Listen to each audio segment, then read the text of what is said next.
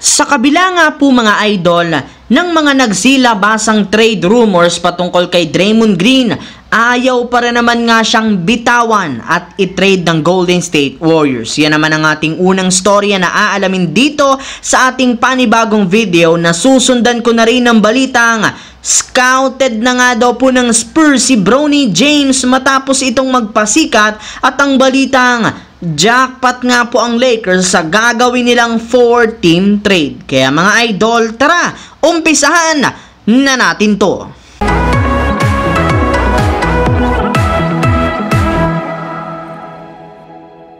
Kung inyo nga pong matatandaan, simula nga po nang gumawa si Draymond Green ng sunod-sunod na problema sa Golden State Warriors, umingay nga agad muli sa social media ang mga trade rumors patungkol sa kanya. Yes mga idol, ito lang naman ang isa sa mga paraan upang matanggal ang drama sa kanilang organisasyon. Plus, magagamit rin naman nga po nila siya bilang trade asset upang makakuha sila ng isang magaling na player na available sa trade market na makakatulong kay Stephen Curry. Halos wala rin naman ngang nangyayari ngayon na maganda sa kanilang mga ginagawang adjustment, kaya kailangan nga pong madaliin ang pag-trade kay Draymond Green. Pero sa kabila nga po mga idol na mga nagsilabasang trade sa kanya, naninindigan pa rin naman ang Warriors na hindi nila iniintindi ang mga trade rumors ngayon sa kanilang team, especially kay Draymond Green. Gayong mas nakafocus pa sila sa paggawa ng mga bagong game plan na magpapapanalo sa kanilang kupunan. Isa pa, wala rin naman ngang plano na ipamigay o i-trade si Green, gayong naniniwala sila na malaki pa rin naman ang mai-aambag nito. Kaya patuloy pa rin naman na itong sinusuportahan hanggang sa makabalik. Samantala, pumunta naman tayo sa ating pangalawang storya sa balitang scouted na nga po ng San Antonio Spurs si Bronny James. Ilang games pa lang naman nga mga idol ang kinailangan ng anak ni LeBron na si Bronny James para magkaroon siya ng breakout game sa college, at ginawa nga niya iyan sa naging laro ng USC laban sa Oregon State, kung saan nakapagtala lang naman siya dito ng 15 points, 3 assists, 1 steal at ilang mga highlight plays sa kanyang 54% shooting sa field goals sa napaka-limitadong minuto pa. At pagkatapos nga po mga idol ng naging performance na ito ni Bronny James, pinagkaguluhan nga siya.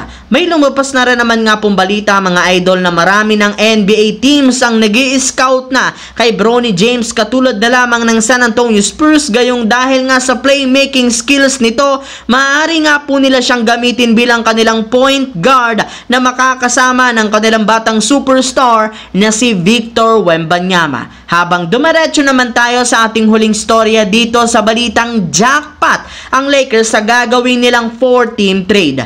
Mismong si LeBron James na nga po mga idol ang nagsabi na sobrang disumayado siya sa ipinakitang performance ng Lakers. Kaya kailangan nga talagang pag-igihan ng mabuti at baliktarin ang kanilang sitwasyon sa kanilang magiging 5-game home game sa mga susunod na araw ngayong Enero. Yes mga idol, tama nga po ang inyong narinig.